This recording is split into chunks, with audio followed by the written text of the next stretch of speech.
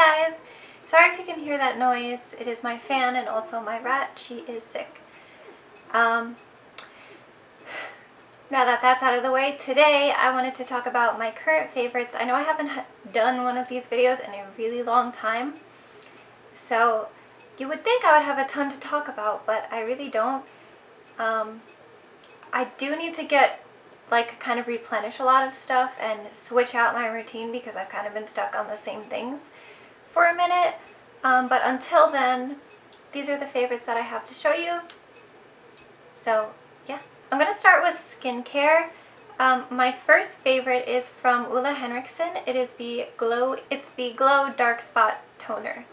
Now, I've never been the biggest believer in spending a lot of money on toners because witch hazel is really cheap and I feel like it does the same thing, but I have found that any scarring I have or any dark spots have actually been lightened quite a bit. As you can see, I'm almost done with it. I mainly just use it at night. I don't use it in the morning as well, so that's probably why it's lasted me as long as it has. But I really like it. I might repurchase it. We'll see. I do love it, but it is quite expensive for a toner, so I don't know. My next thing is actually from The Ordinary, and this is actually the first thing I've ever tried from them. I'm interested in trying more just because they are so affordable. Maybe I'll try a toner from them if they have it, but this is the Niacinamide 10% plus zinc 1%. High strength vitamin and mineral blemish formula. So I got this because I used to take niacinamide.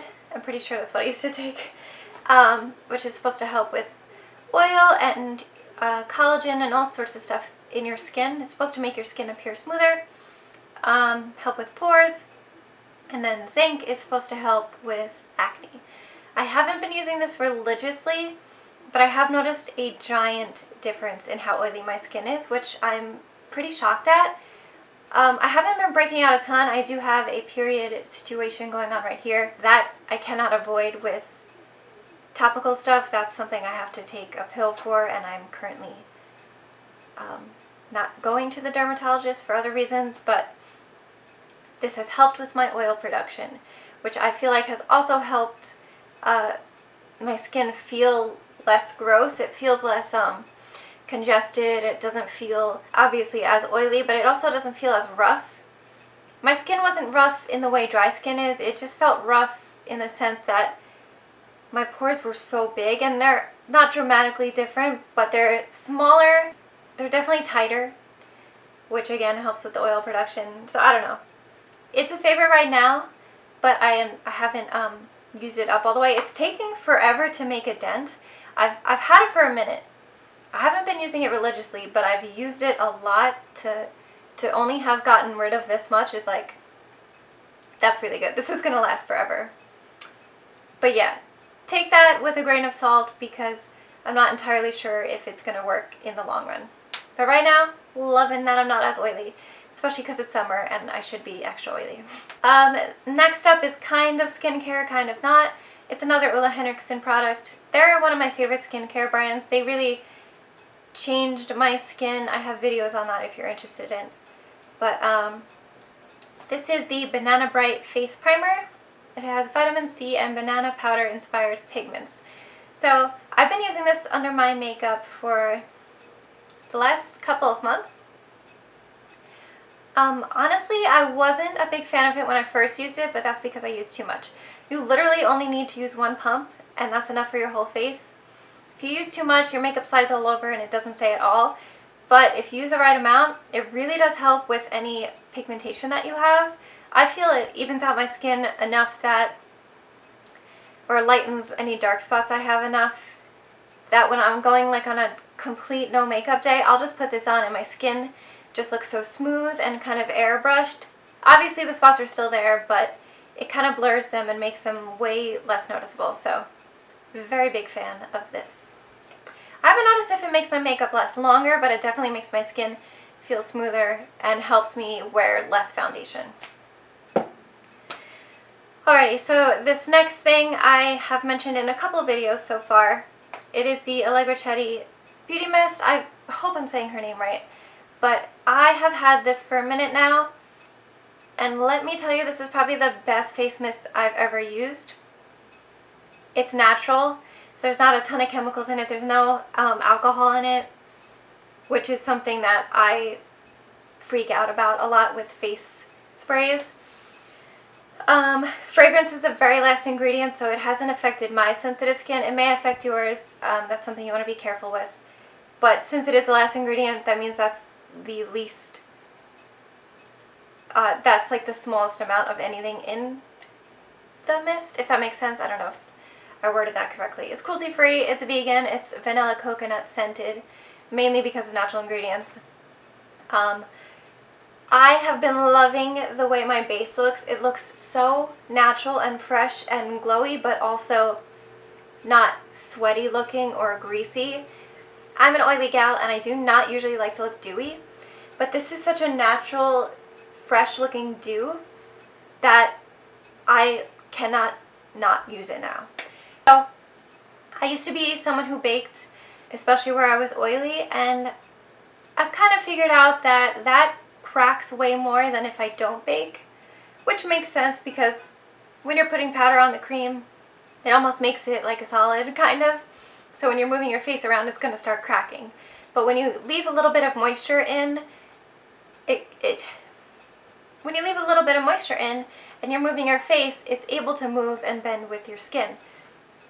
So if I happen to go overboard with powder, or if my skin is dry one day, any reason really, I spray this on throughout the day. My makeup has not separated the way it used to. It has not cracked at all. And I get little lines on the sides of my mouth from when I smile. Makeup tends to settle there, but when I use this, I'll use it before, after my makeup, and also probably once throughout the day. I don't get that line. And in my mind, it is because my face is staying moist without being overly like greasy and slippy. So yeah, very big fan of this. I do have a code. You don't have to use it. It's totally up to you. I'll leave it down below because I don't remember off the top of my head. They gave it to me recently, so that's very cool. Okay, so that's it for like the skincare type of products. Now I'm moving on to makeup. So first is another thing I'm wearing on my face right now. It is the Anastasia Liquid Glow. This is in the shade Oyster. I have it on underneath my e.l.f. Pearl Glow highlight, but this just makes such a dramatic difference in the way my highlighters look. And it's going to last me a lifetime. You barely need any. It's just light enough that there's not a cast. There is a slight cast if you use too much and you're as fair as I am, like a darker cast, because it has like a slight rose gold color to it. But if you don't use a ton, it still looks so radiant and beautiful, and you won't get that cast. So this is really great by itself, mixed in with stuff, or layered. Love it so much. Next up is the foundation that I have been using all summer long. I don't know if this is around anymore, if they've replaced it. This is the Urban Decay Naked Skin. This is the original one. I have it in the shade 2.0, which is actually too dark for me now. My tan is fading. This is just such a good foundation. It's a demi-matte finish. You can see all my freckles through it. It just looks so natural without looking like a tinted moisturizer, like you didn't do anything. It makes the skin look airbrushed. It helps with my oil really nicely. It doesn't feel heavy at all. I put it on and I'm like, am I wearing anything? This is just it's been a holy grail, honestly, all summer. And I'm afraid they discontinued it or replaced it. And I want to try the new one. Let me know if you want a video on it. I know everyone has done one already. But I'm definitely going to try the new one and see if it's as good or better than this one. So this has been my everything this summer. Okay, next up, this is something I don't really talk about on videos because I don't really wear it in videos. This is from Soap & Glory. It is the Pillow Plump Sexy Mother Pucker in the shade Clear. Oh, Clairvoyant. Huh, that's cute. It's just a lip plumper. I pretty much wear this on no makeup days just because I like to have a little something on my lips. A lot of the times my lips kind of turn blue. I don't have the best circulation. This makes my lips their natural flush, and that's really all I'm looking for. It plumps them a little bit, but barely. And it's also a nice clear gloss for me because I'm allergic to most glosses, and this one I'm not allergic to. So this next product is something I am obsessed with, and I wanted to make a video only on this one product because it is incredible. I'm sure you've seen a ton of videos on this brand called Makiage. I think they're a new brand, but let me tell you, I have only tried one thing from them, and now, because of how good this is, I want to try everything from their line. They're a little pricey, but it is worth it for the quality. So, this is the shadow called Wanted. Let me just show you how giant it is. It is a very big size, and it's just a black shade. So, it is the most black. I barely did any pressure just then. It is the most black shadow I have ever used. It is a little different to use than a typical shadow. It feels slightly creamy. It's definitely a powder still, but you can feel a little bit of something in there, which I think is why it works. It's so intense, but you do have to work with it a little differently. Some brushes don't really pick it up as well. If I'm doing a full-on smoky eye, I take it with my finger and blend it all over, and then go in with other shadows to blend. I just find that's the quickest way to do it, but oh my god. I'm going to do a video on how I do a smoky eye with that because it is so black, it will blow your mind. I'm obsessed with it. So the last thing I want to talk about is a blush. And this is from Makeup Geek. These three blushes actually are, so are these shadows, but this is the shade Bliss. I'm not wearing it today. Today I'm wearing Spellbound, but this looks like a color you probably wouldn't wear if you're my skin tone because it looks orange and you're like, I don't want to look orange. But I'm telling you, it is the prettiest peachy pink shade.